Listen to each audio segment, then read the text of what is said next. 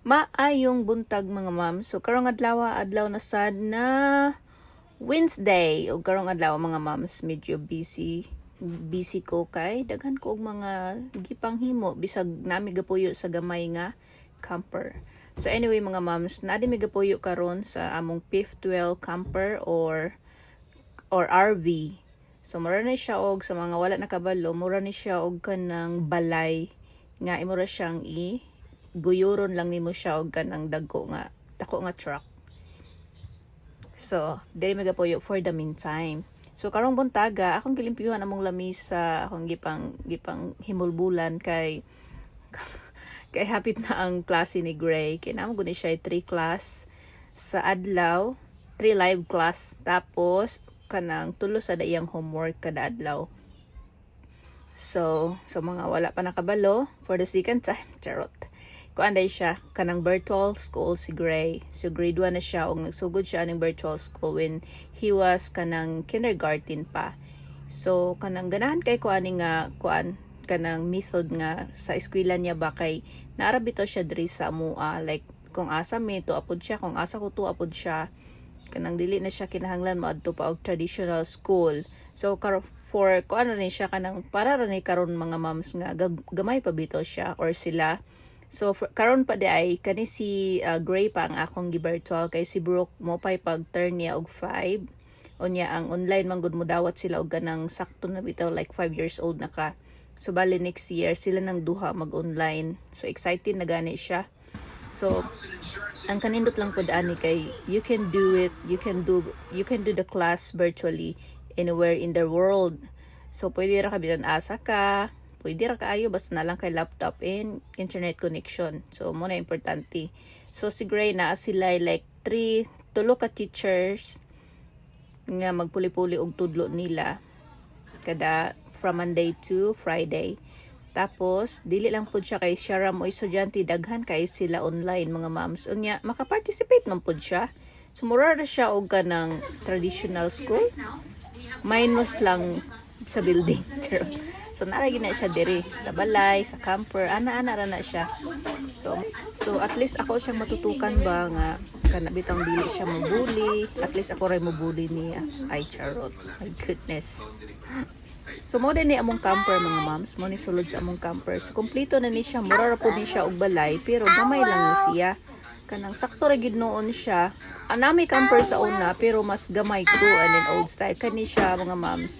Kanang bag-o ni siya nga style tapos fifth wheel na pud ni siya. So mura na gid siya balay, kompleto kayo, TV, fireplace, microwave, fridge, kitchen, tapos na pud may island table, bathroom and the bedroom. Ang bedroom na mo mga moms tuwa sa tumoy. So maigo ra man pud mi dire. So ganahan rasad ko diri mga moms kay ambot ganahan naman pud ko diri pud. So mao ra gid akong kinabuhi diri. Perminti ra ning balik-balik, manghugas, manglimpyo, magluto, magtudlo. Typical nga housewife ba.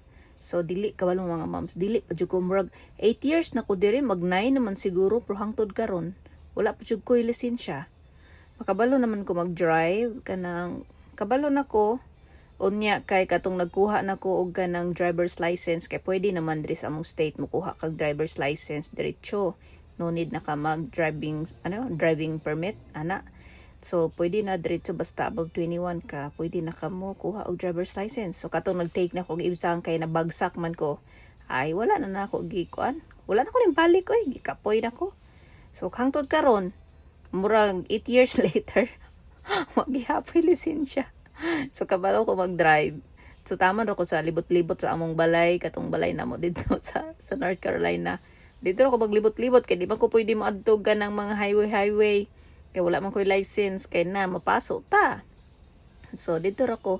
Pero one day mga moms, ug madasig na sad ko kinahanglan jud ko mag-drive kay gilaay na ko perminti aning among camper or stay sa balay. So kinahanglan na gyud ta mag-drive kay very important gyud diri sa Amerika nga makabalo ka og drive kay at least bisag wala kay trabaho at least makasuroy-suroy ka or malaag nimo imong mga anak, dili ka magdepende sa imong bana ba. Unya kanira ba kung bana mga moms kay ang iyang trabaho is Monday to Saturday. Sa pagkakaroon Monday to Saturday. Pero katong mga previous months, years, naapod siya work nga 5 days a week ra, 10 hours. 10 hours a day, 5 days a week. So, yes, gikapoy ko. So, kanina mo ka mga mams, no? Kay, nindot di apod ni, kay, kanang ganahan, di ko ba, bro, gid siya balay, naisulod. Inigkimbot ni mo, ay, wala, natuan na ka sa kusina. Isang kimbot, atuan na ka sa bathroom, ana-ana lang. So, gamay ra siya, pero kontento na sad ko, kay, malingaw raman po ko, diri, bisag laay, malingaw raman po ko, kay, nam ko, duha ka badlungon.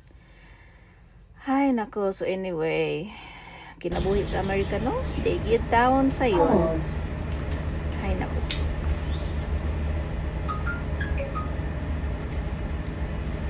Mom, you forgot to turn off the speaker. I did turn off the speaker. The TV is connected to my phone.